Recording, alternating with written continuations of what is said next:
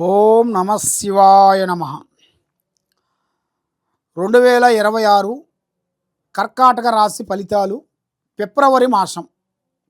ఈ ఫిబ్రవరి మాసమున ఈ కర్కాటక రాశిలో ఉండవలసిన వాళ్ళందరికీ అదృష్ట యోగం అనేది ఇలా జాతక యోగంలో ఈ నెల 21 నుంచి మంచి దశ తిరిగే మార్గాలు కొన్ని రాబోతున్నాయి.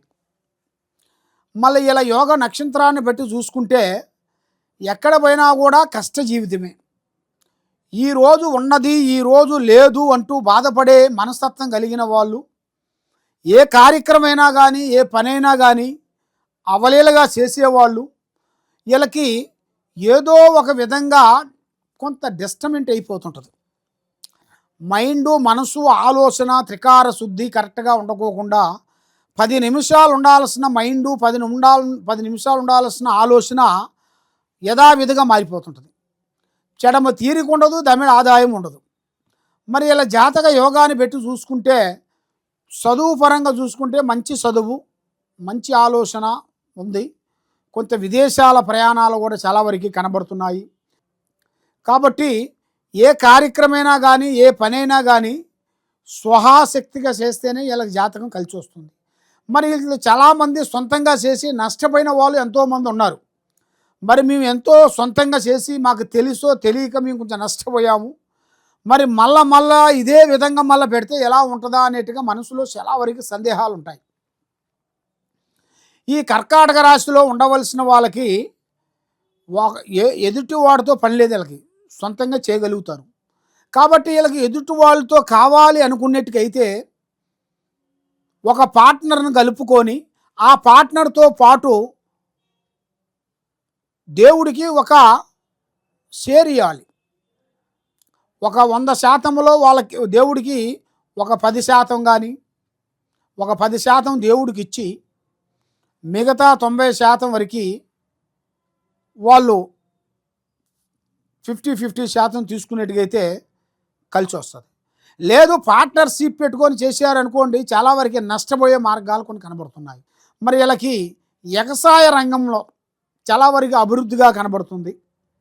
వ్యవసాయ విషయంలో కూడా ఏరే వాళ్ళతో పొత్తు అనేది ఉండకూడదు, సొంతంగా చేయాలి.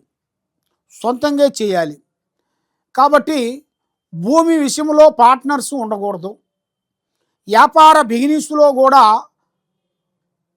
ఫ్రెండ్షిప్ పార్ట్నర్షిప్ ఉండేట్టుగైతే దానివల్ల వీళ్ళకి చాలా వరకు ప్రమాదాలు కొన్ని కనబడుతున్నాయి. మరి ఇలా జాతకంలో స్త్రీ నుంచి అదృష్ట యోగం కలిసి వచ్చే యోగం ఉంది. మరి అదృష్ట యోగం అనేది ఊహించని అదృష్ట యోగము. భూమిలో బంగారం దొరికే అదృష్ట ప్రాప్తి కూడా ఇలా జాతకంలో చాలా వరకు కనబడుతుంది. కాబట్టి నల్లటి వస్త్రములు కానీ ఎరుపు వస్తువులు కానీ ఎక్కువగా ధరించకూడదు. ఒకరికి డబ్బులు ఇవ్వచ్చు తెచ్చుకోవచ్చు, కానీ ఒకరికి నేను అంటూ ఆమెను జామీను పడకూడదు. దానివల్ల ఎన్నో నష్టాలు ఎన్నో ఇబ్బందులు కొన్ని ఎదురొచ్చే మార్గాలు కూడా చాలా వరకు కనబడుతున్నాయి. మరి ఈ రాశిలో ఉండవలసిన వాళ్ళకి ఒక స్త్రీ నుంచి అదృష్టం కలిసి రాబోతుంది. ఒక స్త్రీ నుంచి ఇలా జాతక టర్నింగ్ పాయింట్ అవుతుంది. ఊహించని అదృష్టము, ఊహించని దిశ, ఊహించని కళ రాబోతుంది.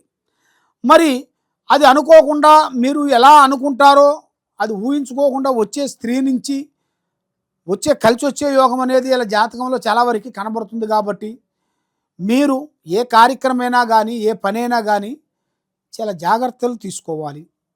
అతిగా జాగ్రత్తలు మీరు తీసుకునేట్టుగైతే మీ జాతకంలో మరి ఈ రాశిలో ఉండవలసిన వాళ్ళకి ఈ టైం నుంచి వీళ్ళకి మంచి యోగం అనేది కొంచెం కలిసి వచ్చే మార్గాలు కొన్ని రాబోతున్నాయి. ఇక నుంచి వీళ్ళకి అన్ని శుభ గడియలే, అపశుభ గడియలు లేవు. శుభ గడియలు ఉన్నాయని మనం ఏదో ₹1 తెచ్చి బిజినెస్ పెడితే కాదు. పని ఎంతవరకు చేయాలో అంతవరకే చేయాలి. లిమిట్ ఉండాలి. ఆ లిమిట్ లేకోకుండా విచ్చలవిడిగా చేస్తే ఎంతో నష్టపోయే మార్గాలు కూడా కొన్ని ఉన్నాయి. కాబట్టి ఆ లిమిట్ ప్రకారంగా తీసుకొని వెళ్ళినట్టుకైతే వీళ్ళకి అనుకున్న స్థాయికి ఎదిగే మార్గాలు కూడా చాలా వరకు కనబడుతున్నాయి. మరి ఇలా జాతక యోగాన్ని బట్టి మరి పెద్దవాళ్ళ నుంచి స్థిరాస్తులు, అమ్మా నాన్న నుంచి కానీ భార్య తరపు నుంచి కానీ స్నేహితుల నుంచి కానీ స్థిరాస్తుల వీళ్ళకి కొంత వచ్చే మార్గాలు కూడా అది కూడా కలిసి వచ్చే మార్గాలు కూడా వీళ్ళ జాతకంలో చాలా వరకు కనబడుతున్నాయి. కాబట్టి వీళ్ళు ప్రేమించిన స్త్రీలు కొంచెం దూరం అయిపోతుంటారు. కాబట్టి వీళ్ళు ప్రేమించిన స్త్రీల నుంచి కూడా కొన్ని ఇబ్బందులు కొంచెం ఎదురొచ్చే మార్గాలు కూడా కొన్ని కనబడుతున్నాయి. కాబట్టి ఆడవాళ్ళ దాంట్లో మగవాళ్ళని మీరు ఈ కర్కాటక రాశిలో ఉండవలసిన వాళ్ళందరికీ ఆడవాళ్ళు చాలా జాగ్రత్తలు తీసుకోవాలి. ఎదుటివాడిని మీరు అభిమానించేటప్పుడు, ప్రేమించేటప్పుడు అతి జాగ్రత్తలు మీరు పాటించాలి. మీరు వాడు చెప్పిన మాటలు, వాడు చెప్పిన విధానం మీరు నమ్మి బాగుంది అని అనుకొని మీరు మోసపోయి ముందడుగు వేశారనుకోండి, మీ జీవితాంతం బాధపడాల్సి వస్తుంది. వాడు మిమ్మల్ని నమ్మించి మోసం చేసి మిమ్మల్ని అధోగతి పాలు చేసే మార్గాలు కూడా చాలా వరకు కనబడుతున్నాయి. కాబట్టి మీరు చాలా జాగ్రత్తలు కొన్ని తీసుకోవాలి. మరి అదృష్ట గడియలు అనేది మనిషికి ఏదో ఒక టైంలో వస్తాయి. ఆ అదృష్ట గడియలు వచ్చినప్పుడే మనం జాగ్రత్త పడాలి. మనకి దరిద్ర గడియలు 24 గంటలు మన ఎమ్మటి తిరుగుతూనే ఉంటాయి. అదృష్ట గడియ 1 సెకండు 1 నిమిషమే మన దగ్గర తిరుగుతుంటుంది. ఆ టైంలో మనం మేలుకోవాలి. ఆ టైంలో మనం మేలుకోవాలి, ఆలోచించి ఏది చేస్తే మంచిది, ఏది చేస్తే తప్పు, ఏది చేస్తే ఒప్పు, మరి మనకు సంబంధించిన పెద్దవాళ్ళు ఎవరు, మనం ఎవరి దగ్గర డైరెక్షన్ తీసుకోవాలి, మన సొంత నిర్ణయాలు కూడా తీసుకునేటప్పుడు కూడా కొన్ని జాగ్రత్తలు తీసుకోవాలి. మీరు ఎక్కడ పోయినా కూడా అతి జాగ్రత్తే మీకు పాటించినట్టుగా మీ జీవితానికి ఒక మంచి మార్గం, పరమార్గం అనేది కలిసి వస్తుంది. మరి ప్రేమ అంటే 2 అక్షరాలతో కాదు, 4 సార్లు పార్క్కి వెళ్ళి 4 సార్లు సినిమాకు పోయి వచ్చినంత వరకు ప్రేమ అంటే అది కరెక్ట్ కాదు. ప్రేమ అంటే దాంట్లో ఎన్నో ఉన్నాయి. ప్రేమ అంటే దాంట్లో ఎంతో మంచి ఉంది, దాంట్లో ఎంతో చెడు ఉంది.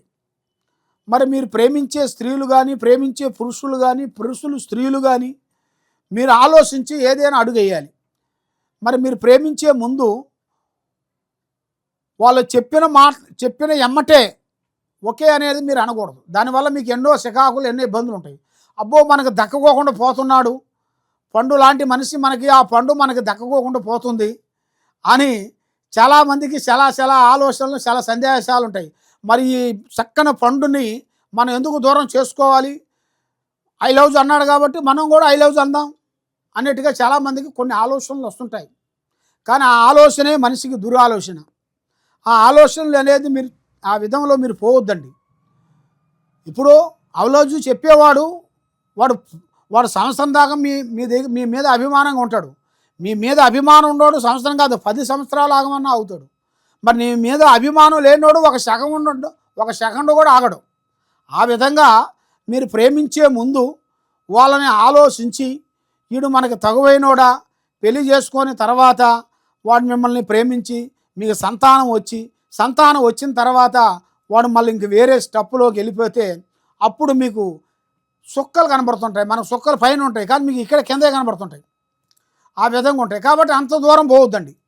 అంత దూరం పోకముందే మనిషి అనేది వాడు ఒక రకంగా ఉండడు, అది ఎవరో 100కి1. ఆ విధంగా ఎన్నో ఉంటాయి.